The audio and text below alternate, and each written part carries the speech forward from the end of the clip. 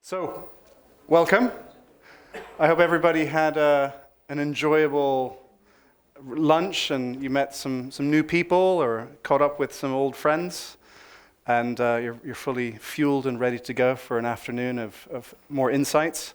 This afternoon we have a series of panel sessions, so the following panel after our panel will start immediately afterwards. So feel free to stay for that. Of course, if you want to go to other sessions, then feel free to do that again as well. Generally, we are about 15 minutes behind schedule at the moment, so don't worry, you're not going to miss other sessions. We're going to stay on time with 30 minutes for this session, and we'll go from there.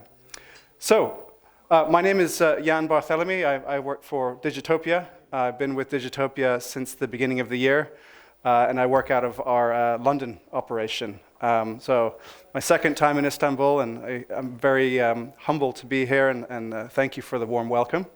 And today we have two distinguished transformers on our panel today, Aydın Şener and Mehmet Ali Gülşen, who will be talking about how we can establish more trust and control within our digital transformation. So maybe as a starting point from an intro perspective, Mehmet, if I start with you, essentially how did you get here today, where you are today in your career, in your role, and also at Petrol Ofisi, and what excites you, most about your journey ahead? Okay, thank you for giving me an opportunity to express my feeling as well. By the way, Yeah. Okay. My journey is totally different from the standard IT guys because I have been working for Petrol for more than 22 years, and I started working in sales. After sales, in many different positions, many different disciplines, and then company decided to transform digitally by transferring from ERP system, Oracle to SAP, 3 years ago. And they trusted me. Or somehow it was a culture where we trust and also the control the people. And then for the last 2 years I have been working as digital transformation officer in Petrol Ofisi. First we transferred our SAP, ERP system from Oracle to SAP, and then we decided, okay, what is next? The next is to measure ourselves to go where we go. That's the reason we are happy to work together with Digitopia and to express what we have done successfully together with you. Excellent. Aydın. So again, thank you for the opportunity. So it's quite similar, I guess. So I spent almost 10 years, the initial of my career, working in a cement plant. Basically, I handled several hats over there. Maintenance, operations, project management, but somehow I ended up building all the data center infrastructure for the manufacturing part of the company. So I decided that there's lots of data and I have to do something with it. So I was working with data analytics topics, and this big data, advanced analytics has become a big topic in both of our shareholders. Then with the start of 2019, we decided that we should take it as a separate team out of the operations. So since then, what we are trying to achieve in the company, also trying to transform the company and also the industry, since we are a leading cement company in the Turkey. What we do also makes a big impact, what we believe, and we want to be always the pioneer.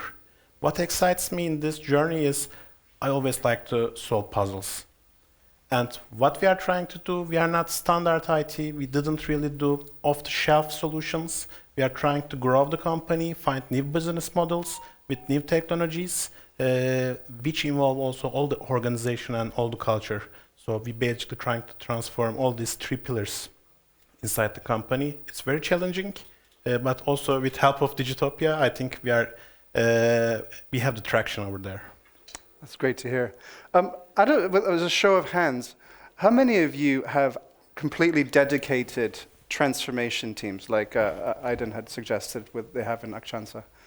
Okay, well that's good. It's at least half of you, so that's a good starting point. It's actually, in other markets that I've seen as well, in the UK, it's still not as completely common They're still trying to figure it out, and so that's quite an interesting development. I think that's obviously an interesting one for the progression of your business.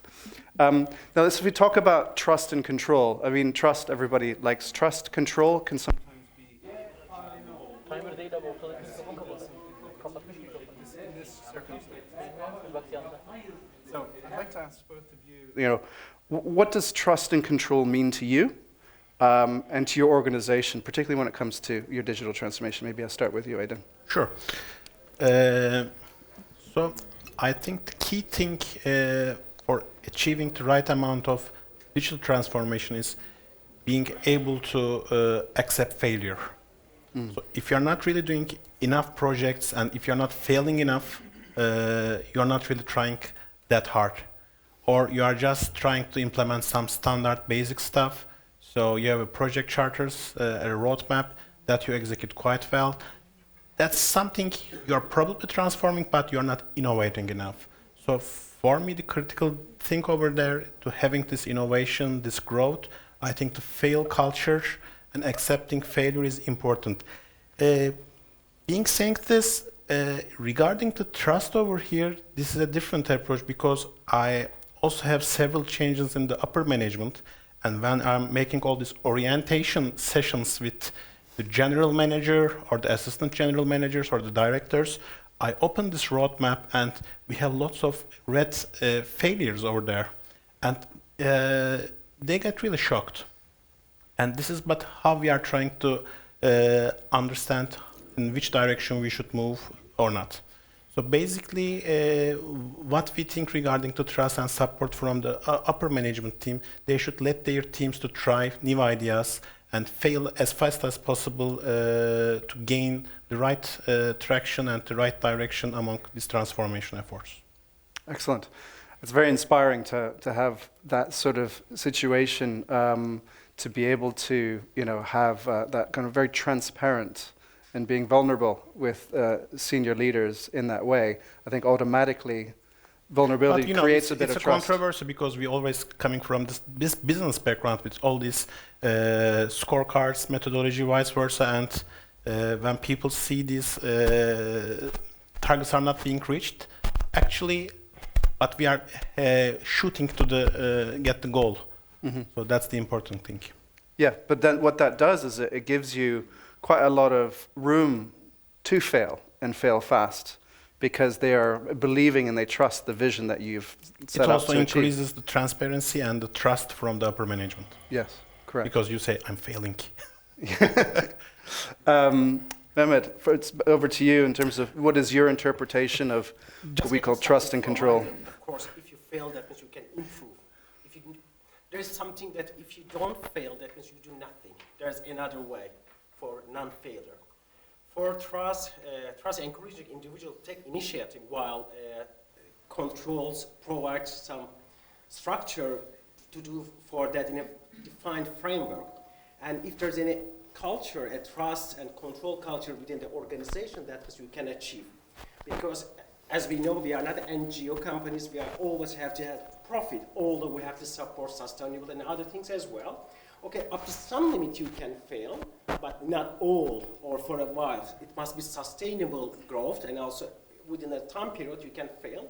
But if you trust your team, your top management, and also top management supports you, you can achieve as well. What happens in my company? Did something like that. For example, we were, not only me, but also all the project team, when we transformed our ERP system into SAP, top management trusted us. How did they trust us? Of course, it must be a culture for trust, because they always give us some project to cover.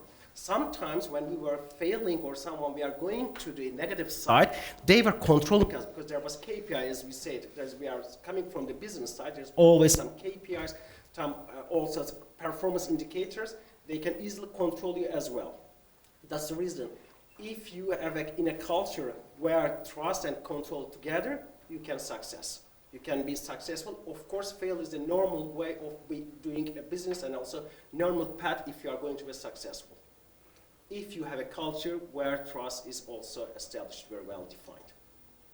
Yeah, excellent. So, talked a lot about culture in a couple of the sessions this morning. Peter talked a lot about obviously embracing AI, but how with AI, you're kind of not in control. And you have to have a culture of trust. It's going to disrupt the company culture quite a lot in the next couple of years as we step into the unknown. And by having that sort of established sort of trust that you have in your organizations, it's going to make things a lot easier. How do you see the world moving forward when it comes to AI, specifically within your business, Chansa? Is this something that you have experimented much with to date? And you say you have a culture of failing fast. Do you have any specific examples or stories of how you've implemented AI thus far? Up till recent years, we were doing some standard machine learning predictions and optimization-based approach, as can be seen from the other manufacturing industries. But coming with this new Gen AI stuff, it's completely changed the landscape, I would say. So basically, we are trying to realign and how we should define our strategy among it. And we decided not to analyze that much, and we dive right in. So what we do at the moment is generally what happens in a teams like us when there is a task force like a transformation team. They somehow get a project from the management and they try to execute it by their own. So the business is not that involved. So it becomes a big problem. Because even you somehow prove something, then there is no really customer buying inside your company. It's a big problem. So what we did inside the company, it's in the second round this year. We are executing an innovation program, which is called Innovasyon, in English, Innovate. So basically, we have some, I would say, agile teams, which involve all the technical roles, some business roles from other people. So 4 to 5 people executing these ideas, and they are either prototyping the solutions or creating some MVPs. And doing so, they are really focusing on the existing problems, comparing it to the other industries, our competitors, or inside the company, different teams. So they are coming with ideas and the potential solutions. So right now, we are executing the second round over there. We hope to see several projects success. At least we will have the MVPs, and we will then validate the business case is really over there and it's creating value with the use of Gen AI. But of course, only time will tell if those use cases will be like that in the future, because the innovation coming from the Gen AI landscape is quite fast, and potentially we will succeed in the future. I think success means here is not completing and getting the value of the use case. It's where we are transforming and managing all your employees and the culture during this project. I think this is the key outcome. And how many did you say were actually involved in this project? Right now we have 5 projects, and 3 of them is on AI. Okay. Specifically on. But in terms of AI. numbers, are you engaging with other parts of the business to get involved in this, or is it a very dedicated agile team? Yeah, the agile team has several people from that business line, or sometimes multidisciplinary. Okay. And is there any? So it also breaks the silos between the organizations. Sure, absolutely. Well, this is the key thing. I think it naturally will break down the silos, because I think as we all got this tool in our hands, we can't be siloed. It's impossible to be siloed nowadays. But yes, again, needing to have some kind of understanding and control over what the output is ultimately. Have you set any timescales on how you determine the success of this project or these projects? Not time scales, but we try to execute these rounds of innovation at least once a year. So this probably lasts around 4 months each. So afterwards, if we have a good MVP or we see that there is a really value in a prototype, then we probably put another dedicated team to work on that, so it can grow further. Super. Because generally what happens, you have a working solution inside the company, you give it some guy inside the company as a side role, and the value reduces over time. So it's critical to also track if your value is still there and creating benefit. Excellent. And profits. And profits, exactly. By the way, please raise your hand if you would like to ask any questions during the session, or you disagree with anything that's being said. I'm very eager for us to keep this quite interactive and to address any questions that you have. So feel free to raise your hand at any point. So to you, Mehmet Ali, in terms of your perspectives on AI at Petrol Ofisi, how are you able to deploy AI and actually deploy it at scale within your organization? We have not yet, but just to give some information about the company we are working in the market. We are number one in petrol as a petrol office in retail, and also we are operating aviation, marine, and also lubes as well. And for petrol office, quality comes first. That's the reason we would like to adopt AI first in our lubes. While we are doing, before we are going to sell our products to the customer, not directly the end user, but also for the other consumer, that means some factories as well, some also the companies directly using our products, quality comes first, and we have to spend lots of efforts and lots of CapEx goes for analyzing in chemical laboratories. Therefore, we are planning to adopt AI first in our lubes before making all the processes to be ready sold. We are going to use AI in production line, where we spend lots of time as well, because when we are going to shift production from product A to product B, we have to also wait a little bit for on production lane. By the help of AI, we are trying to diminish that time we are spending, and then also to increase the service level as well for the production time level. Okay. And so it's very, very, very specific application of AI within your operations. Doesn't work? Okay. I think everybody heard you generally, but yeah, that's probably best with perhaps the mic. double is better. Or it's too much, perhaps. Okay. Not using. So from say an executive perspective, I think a theme that I hear is executives typically are not particularly familiar with AI.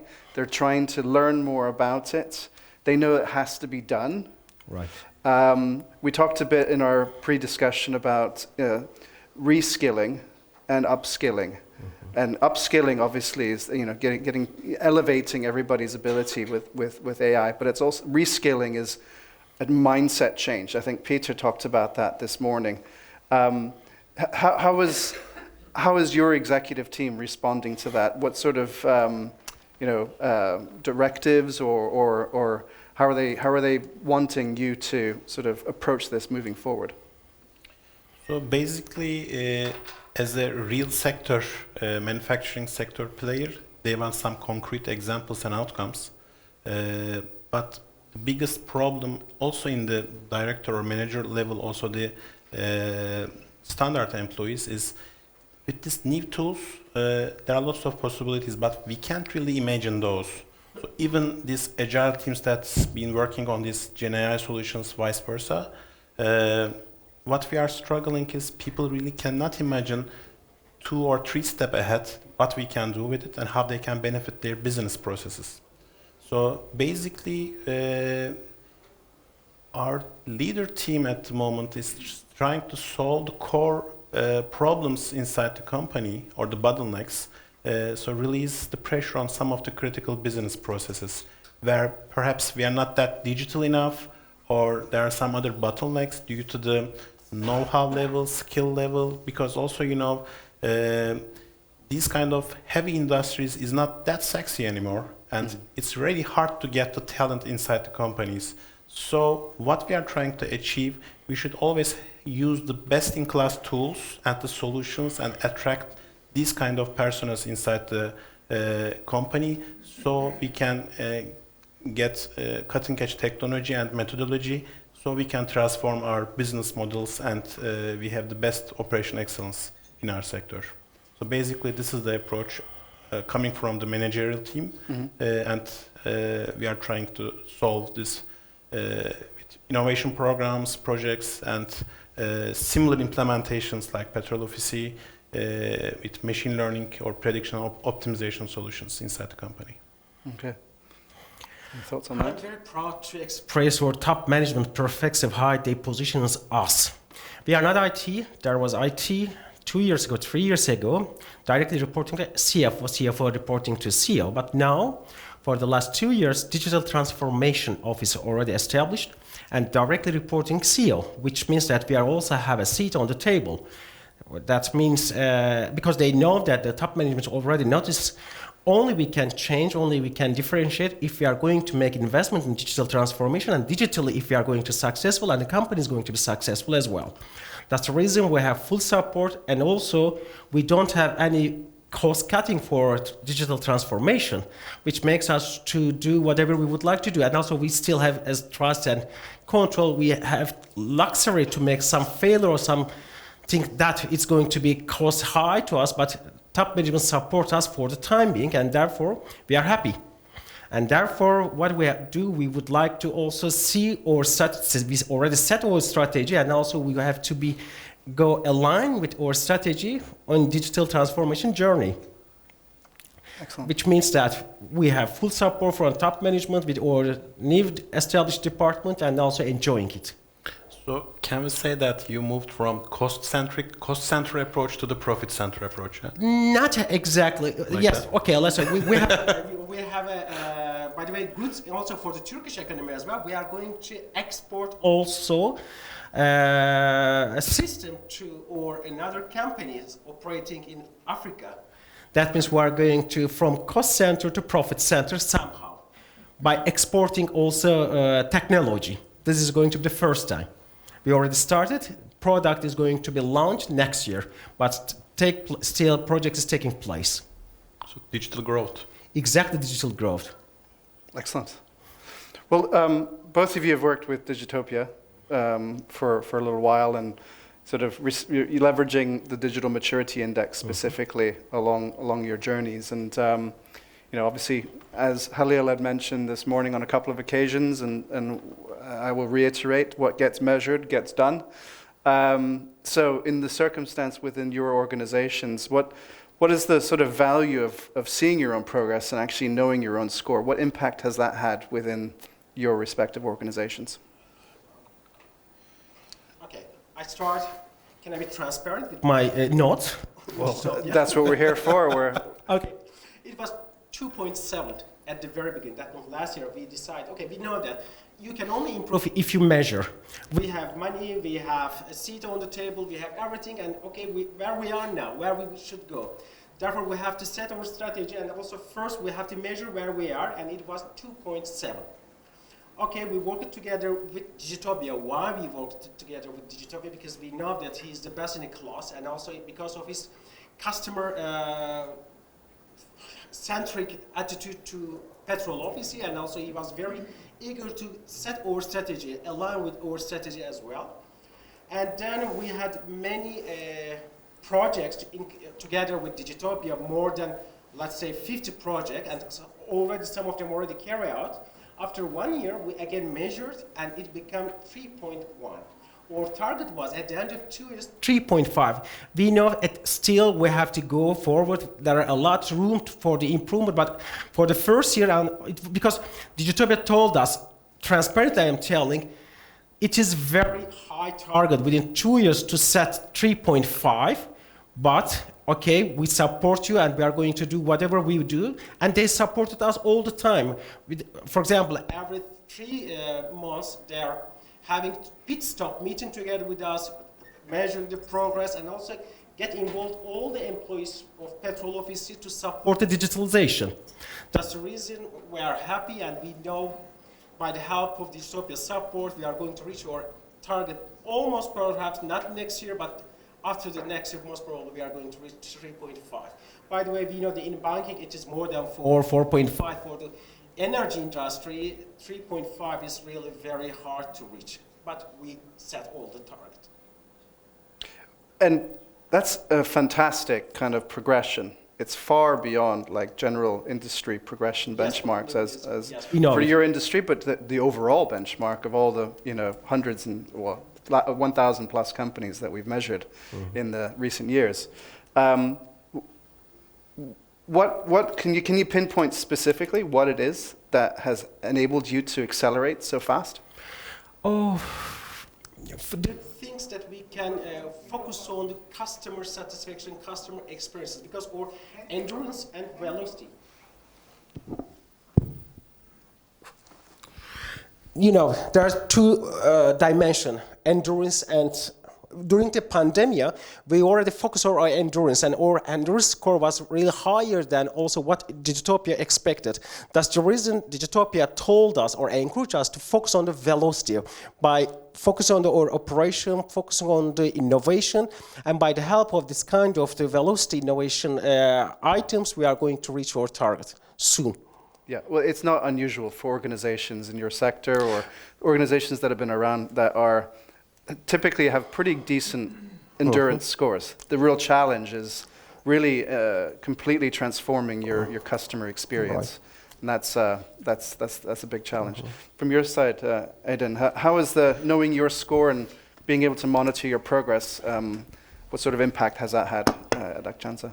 I think even before learning the score, that we are trying to measure it was quite important, because it created lots of controversy inside the company, and people were discussing and not aligning on the same score sometimes. So I think that process is very valuable.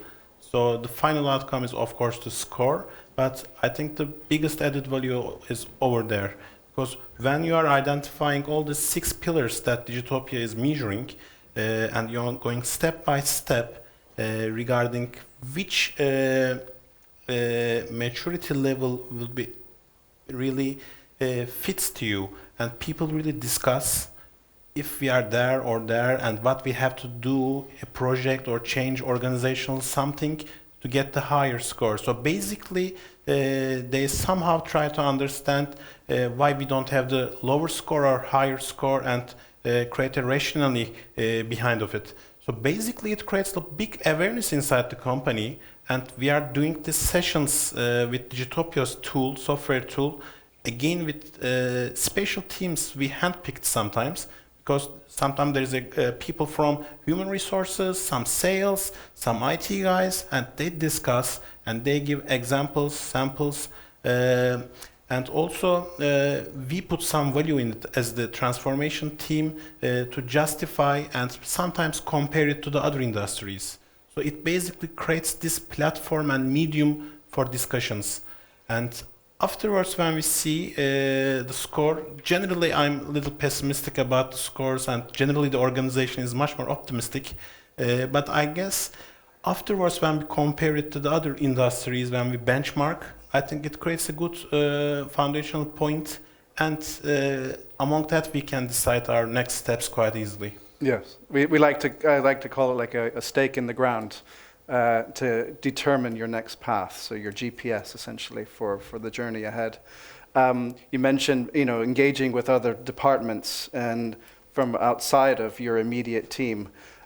We like to think that so much transformation, I suppose, failure. I mean, there are crazy stats out there that are quoted by different organizations, but up to 80% of transformation projects fail. And obviously, we believe that what's important to reverse that is to mobilize and galvanize your own organization and the people to own the transformation, to own the problem in order to own the solution. If we are kind of coming from the outside and telling you, this is what you're doing wrong, this is what you're doing wrong, and we'll help you, we will do it, solve it for you, you're not really engaged, and you're not leveraging the collective intelligence of your organization. I think the approach is very important for transforming your culture, your organization towards the exponential growth that can happen in your company or your industry, which is very hard. On few companies can accomplish these kind of things, but at least if we can improve our current way of doing things and how we are executing these roadmaps, it's a big win for all of us. Well, we've run out of time. Thank you so much for your insights. I didn't see any hands up, so maybe the next session. I have 2 more sessions this afternoon, so I look forward to seeing you all as well for those. thank you so much, Aydın and Thank you, Mehmet Jan. Ali, for your contributions. Thank you. Round of applause, please. Thank you.